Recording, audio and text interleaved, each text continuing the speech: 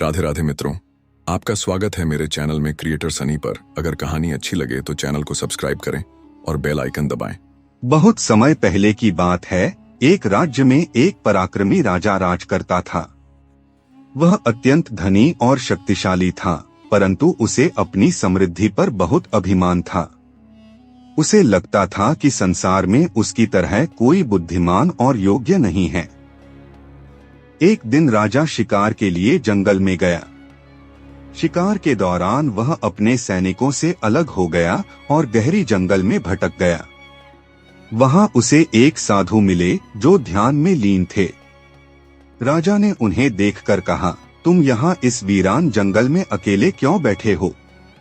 क्या तुम्हें डर नहीं लगता? साधु ने मुस्कुराते हुए उत्तर दिया, राजन, जो ईश्वर पर विश्वास करता है उसे किसी का भय नहीं होता। राजा को साधु की बातों में रुचि हुई और उसने उनसे कुछ प्रश्न पूछने का निश्चय किया। उसने साधु से पूछा, आपके अनुसार इस संसार में सबसे शक्तिशाली कौन है? साधु ने शांति से उत्तर दिया, अहंकार सबसे शक्तिशाली होता है, क्योंकि यह बड़े बड़े राजाओं और विद्वानों को भी विनाश के मार्ग पर ले जाता है। राजा को यह उत्तर पसंद नहीं आया।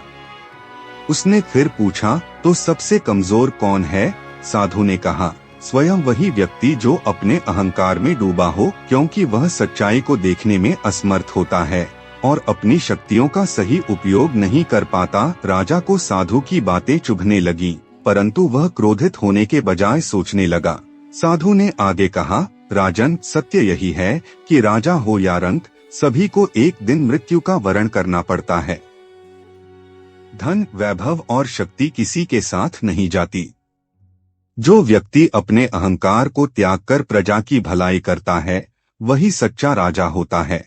राजा को साधु की बातों का गहरा प्रभाव पड़ा। उसने अपने घमंड को छोड़कर एक न्यायप्रिय और दयालु शासक बनने का संकल्प लिया। कुछ समय बाद जब राजा अपने महल वापस लौटा, तो उसने अपनी प्रजा की भलाई के लिए अनेक योजनाएं बनाई और राज्य में न्याय की स्थापना की। वह समझ चुका था कि एक सच्चा राजा वही होता है जो प्रजा के कल्याण के लिए कार्य करे, न कि अपने अहंकार को बढ़ावा दे।